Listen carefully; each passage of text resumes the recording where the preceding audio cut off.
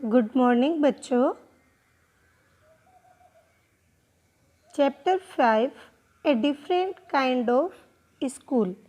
A different kind of school, एक विशेष प्रकार का विद्यालय।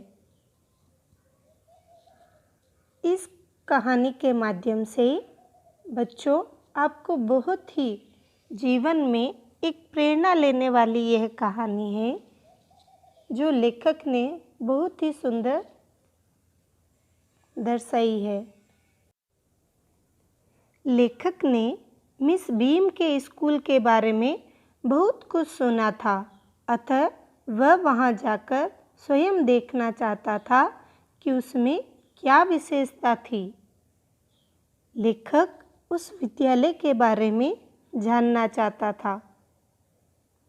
वहाँ ऐसा क्या खेल था जिसे विद्यालय के हर बच्चे को खेलना पड़ता था। ये लेखक के मन में एक उत्सुकता थी, वह इसके बारे में जानना चाहता था, क्योंकि जो मिस बीम थी उसके कुछ नियम बना रखे थे, विद्यालय के प्रति कुछ व्यवस्था कर रखी थी, जिसमें विद्यालय के हर बच्चे को सत्र में एक बार एक अंधे, एक बहरे, एक गूंगे, एक लंगड़े और एक घायल व्यक्ति की भूमिका निभाने का खेल खेलना पड़ता था। और इस भूमिका में बच्चे एक दूसरे के प्रति संवेदनशीलता की भावना बच्चों में जागृत होती थी और बच्चे दूसरों के प्रति उस भाव को महसूस कर पाते थे जो वो अभी उस खेल में जिसकी भूमिका वे निभा रहे होते थे। लेखक कहते हैं, मैंने मिस बीम के विद्यालय के बारे में बहुत सुना था, परंतु पिछले सप्ताह से पहले मुझे वहां जाने का अवसर नहीं मिला था।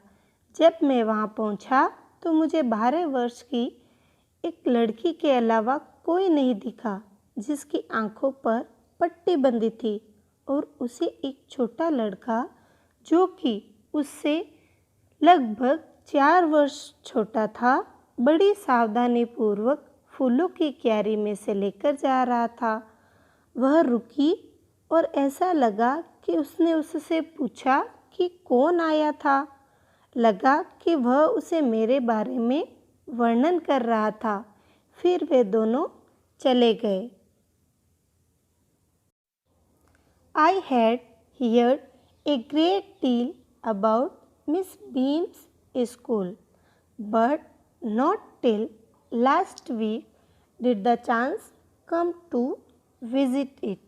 I had heard, मैंने सुन रखा था, a great deal about Miss Beam's school.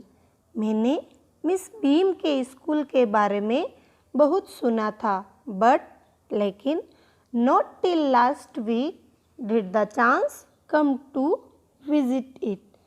लेकिन पिछले सप्ताह से पहले मुझे वहाँ जाने का अवसर नहीं मिला था। When I arrived there was no one in sight but a girl of about 12. Arrived पहुँचना, इनसाइट दिखाई देना। जब मैं वहाँ पहुँचा तो मुझे 12 वर्ष की एक लड़की के अलावा कोई नहीं दिखा।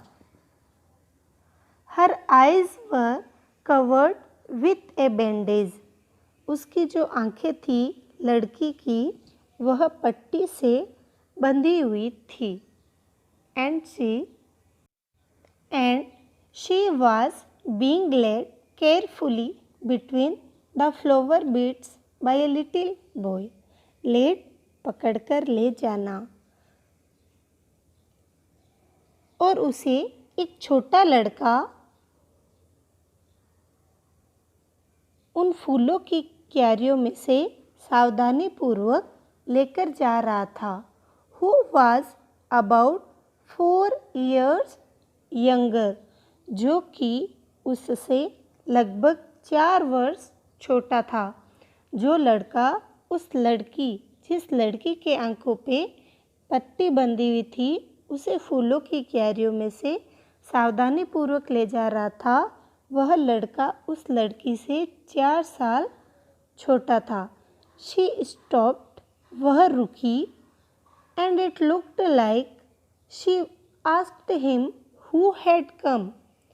ऐसा लगा कि उस लड़की ने उस लड़के से पूछा कि कौन आया था।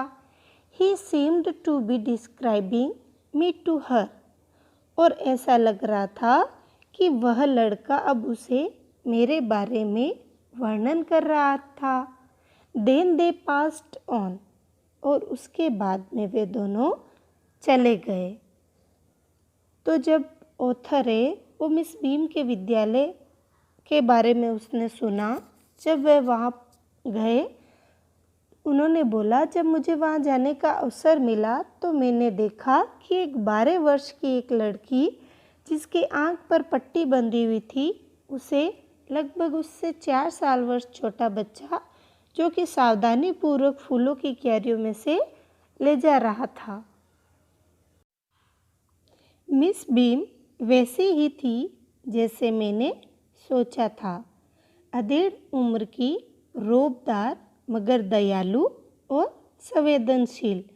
उसके बाल सफ़ेद होना शुरू हो रहे थे और उसका थोड़ा गोल मटोल शरीर था जो कि किसी घर की याद से परेशान बच्चे के लिए सांत्वनापूर्ण था। मैंने उससे उसके पढ़ाने के तरीके के बारे में कुछ प्रश्न किए जो कि मैंने सुन रखा था कि बहुत ही सरल है, उससे ज़्यादा नहीं जो कि आवश्यक है उन्हें चीज़ें कराना सिखाने के लिए। सरल वर्तनी, जोड़, घटाव, गुणा और लेखन। बाकी काम उन्हें पढ़कर, सुनाकर तथा मनोरंजक वार्तालाप द्वारा किया जाता है, जिसके दौरान वे चुपचाप बैठना, अपने हाथों को शांत रखना सीखते हैं। इसके अतिरिक्त कुछ और नहीं पढ़ाया जाता। अब लेखक मिस बीम से कुछ प्रश्न करते हैं और मिस बीम बड़ी सरलता से उनका उत्तर देती है। Miss beam was all that I had expected. Miss beam वैसी ही थी जैसा मैंने सोचा था। मिडिल एज्ड, अधेड़ उम्र की, full of authority,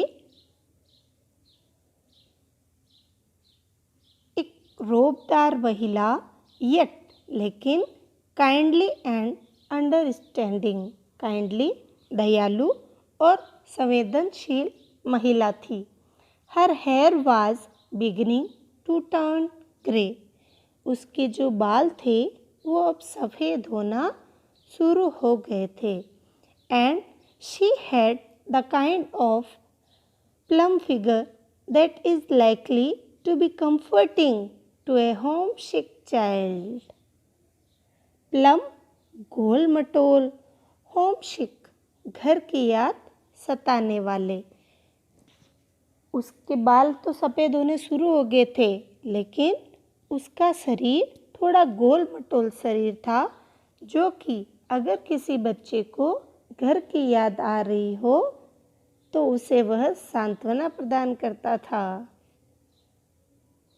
I asked her some questions. मैंने उनसे कुछ प्रश्न पूछे अबाउट हर टीचिंग मेथड्स। उनका जो पढ़ाने का तरीका था, मेथड्स पढ़ाने का तरीका, उसके बारे में मैंने उन्हें कुछ प्रश्न पूछे।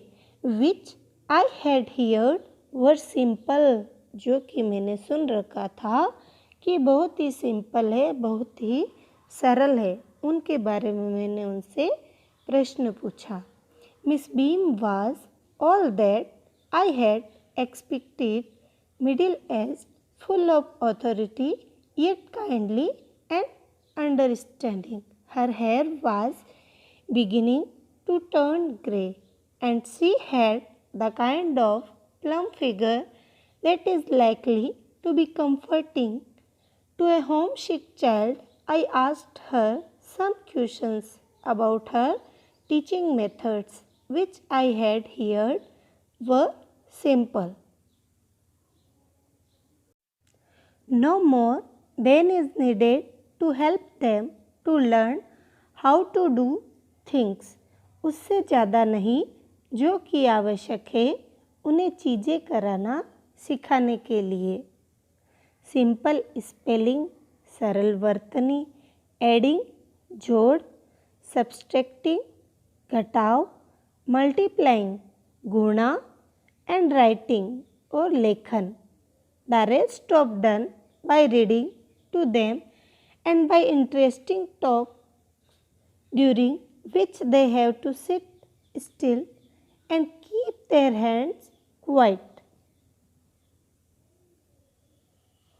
बाकी काम उन्हें पढ़कर, सुनाकर तथा मनोरंजक वार्तालाप द्वारा किया जाता था, जिसके दौरान उन्हें शांत बैठाते थे और अपने हाथों को शांत रखना सिखाते थे.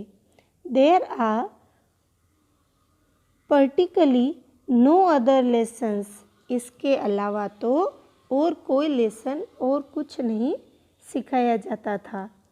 अब वो कह रही है कि जो बच्चे होते थे, जैसे उन्हें नींव में क्या सिखाया जाता है, शुरुआत में क्या सिखाया जाता है, सरल वर्तनी, जोड़, गुणा, घटाव, लेखन, यही सब उन्हें एक मनोरंजक तरीके से सिखाया जाता था ताकि बच्चे उन्हें आसानी से सीख सके और उन्हें रटे नहीं, जबकि बच्चे उन्हें सीखें. क्योंकि ज्ञान प्राप्त करना आवश्यक है, रट्टा मारना आवश्यक नहीं है, रट्टा नहीं मारना चाहिए. उसके बाद में बच्चों को शांत बैठना, क्योंकि हमें पता है कि बच्चे शांत कम ही बैठते हैं. उनके हाथों को शांत रखना, हमें पता है जब भी कभी हम बच्चों को बिठाते हैं, करते हैं, तो वो खुद तो शांत बैठ जाएंगे लेकिन उनके हाथ चलते रहेंगे. तो ये सब चीज़ें, छोटी छोटी चीज़ें थी जो मिस बीम की स्कूल में बहुत ही अलग थी और वो उन्हें अलग एक डिफरेंट स्कूल बना देती थी उसके वहाँ की जगह को. इस विद्यालय का मुख्य उद्देश्य उतना विचार सिखाना नहीं है जितना कि विचारशीलता सिखाना, दूसरों के प्रति दयालुता तथा जिम्मेदार नागरिक बनना. 1 मिनट के लिए खिड़की के बाहर देखिए. The real aim of this school is not so much to teach thought as to teach thoughtfulness. इस विद्यालय का मुख्य उद्देश्य उतना विचार सिखाना नहीं है जितना कि विचारशीलता सिखाना है. काइंडनेस टू अदर्स, दूसरों के प्रति दयालुता, एंड बीइंग रिस्पॉन्सिबल सिटीजन्स, और वह एक जिम्मेदार नागरिक बनना उन्हें सिखाते हैं. Look out of the window a minute will you. क्या आप 1 मिनट के लिए खिड़की के बाहर देखेंगे? मिस बीम ऑथर से कहती है. The real aim of this school is not so much to teach thought as to teach thoughtfulness, kindness to others, and being responsible citizens. Look out of the window a minute, will you? लेखिका जो miss beam है वह उन लेखक से कहती है कि इस विद्यालय का मुख्य उद्देश्य उतना विचार सिखाना नहीं है जितना कि विचारशीलता सिखाना है, दूसरों के प्रति दयालुता और एक जिम्मेदार नागरिक बनना सिखाना है. अच्छा बच्चों, स्वस्थ रहो, मस्त रहो, पढ़ाई करते रहो.